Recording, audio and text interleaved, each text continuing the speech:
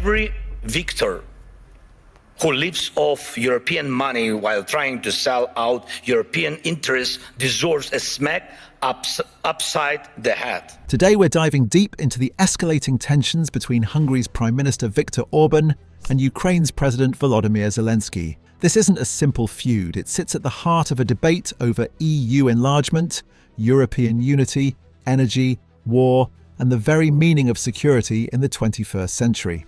At first glance, the conflict seems straightforward. Ukraine seeks closer integration with the European Union and eventual membership.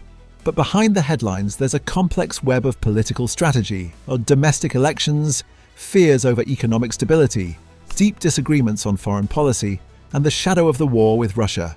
This story speaks to how European leaders make decisions, how national interests clash with collective choices, and how one member, Hungary, can reshape the EU's entire agenda.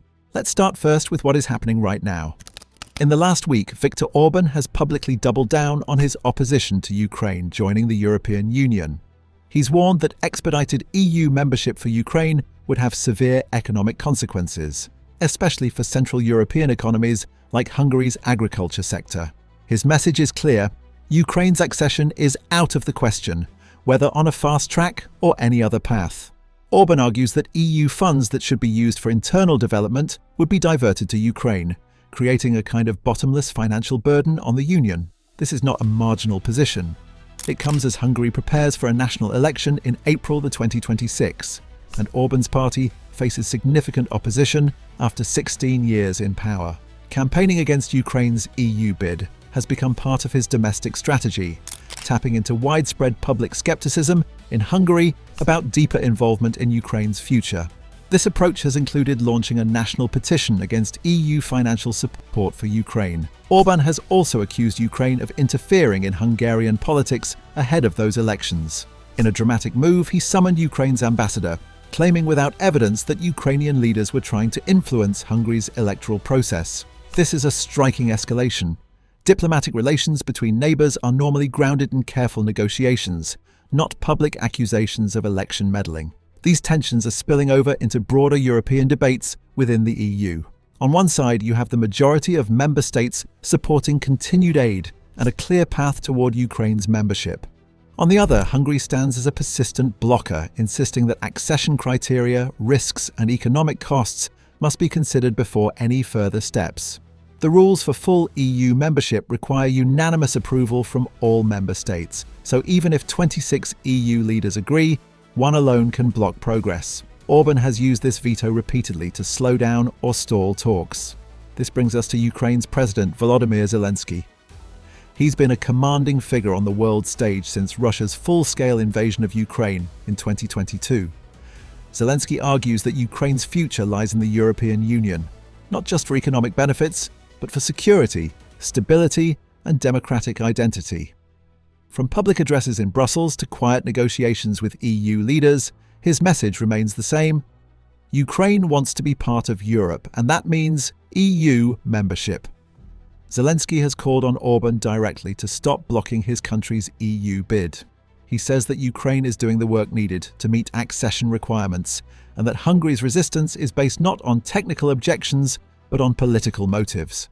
According to some reports, Zelensky links Orban's stance to broader geopolitical positioning, where Orban aligns himself more closely with Russian interests or perspectives on the war. In response, Orban has intensified his rhetoric. He's warned that Ukraine's EU membership could drag the entire bloc into the ongoing war with Russia. He contends that if Ukraine becomes an EU member, the Union might be forced to defend Ukrainian territory under collective security clauses, potentially widening the conflict into a direct confrontation with Russia. He has also floated the idea of a strategic partnership instead of full membership, a relationship that would bring collaboration without full integration. It's worth noting that this isn't just political theatre. Many Central European leaders worry that rapid expansion of the EU to include a country at war would strain the bloc's capacity to manage economic recovery, internal cohesion, and political unity. But only some leaders express this concern through cautious negotiation. Others, like Orban, combine it with sharp diplomatic conflict and, at times, nationalist language that resonates domestically. Now here's where it gets even more complicated. While the European Commission has praised Ukraine for steady progress on reforms, including anti-corruption measures, it also warns that more work is needed. These technical benchmarks are part of the EU's enlargement framework. Progress on these benchmarks gives Ukraine some momentum in negotiations, even while Orban's political veto continues to block formal advancement. Meanwhile, Zelensky remains defiant. Even in public addresses last year, he stated confidently that Ukraine will join the European Union either with full consensus or by finding alternative paths if necessary. This reflects a broader debate within the EU about whether unanimous approval should remain the only path for enlargement, especially in cases deemed crucial for regional stability. All of this is happening against the backdrop of deepening tensions not just between capitals, but within EU institutions. Some EU leaders are frustrated by Hungary's repeated use of veto powers, particularly as the war in Ukraine now stretches into its third year, and the need for unity seems greater than ever. There are discussions in Brussels about how to handle persistent vetoes that block decisions supported by the wider membership.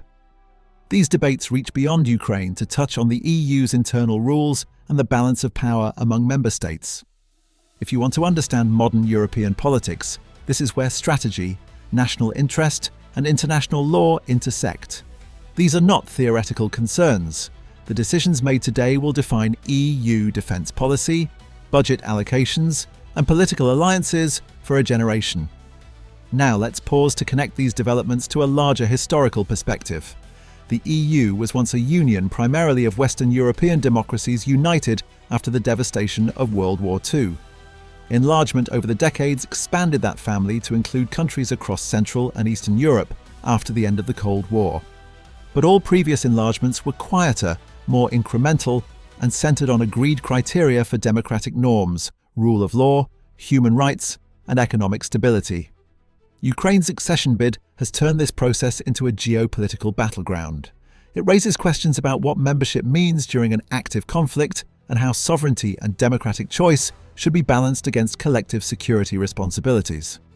In practical terms, the outcome of this debate will impact billions of euros in EU budgets, future EU foreign policy priorities, and the internal political dynamics of member states like Hungary, Poland, and Slovakia, where domestic elections increasingly reflect broader EU tensions. Today, the EU is at a crossroads. On one hand, leaders like Zelensky push for integration and unity in the face of Russian aggression. On the other, leaders like Orban insist that security, economic stability, and public consent must guide every step, even if it means blocking the path for their neighbour. If you're following these developments closely or new to this story, now is the time to understand the implications. To keep up with the latest on Orban's position, Zelensky's responses, EU Council negotiations, and what this means for Ukraine's future, make sure you subscribe to EU Politics. We'll continue to break down every key moment, explain how European institutions respond, and explore what this conflict means not just for Brussels and Kiev, but for the future of European unity itself. Thanks for watching. Drop your thoughts in the comments and we'll dive into them in our next episode. Stay informed, stay curious, and we'll see you in the next update. Today, the EU is at a crossroads. On one hand, leaders like Zelensky push for integration and unity in the face of Russian aggression. On the other, leaders like Orban insist that security, economic stability, and public consent must guide every step, even if it means blocking the path for their neighbour. If you're following these developments closely or new to this story, now is the time to understand the implications. To keep up with the latest on Orban's position, Zelensky's responses, EU Council negotiations, and what this means for Ukraine's future, make sure you subscribe to EU Politics. Today, the EU is at a crossroads. On one hand, leaders like Zelensky push for integration and unity in the face of Russian aggression. On the other, leaders like Orban insist that security, economic stability, and public consent must guide every step, even if it means blocking the path for their neighbour. If you're following these developments closely or new to this story, now is the time to understand the implications. To keep up with the latest on Orban's position, Zelensky's responses, EU Council negotiations, and what this means for Ukraine's future, Make sure you subscribe to EU Politics.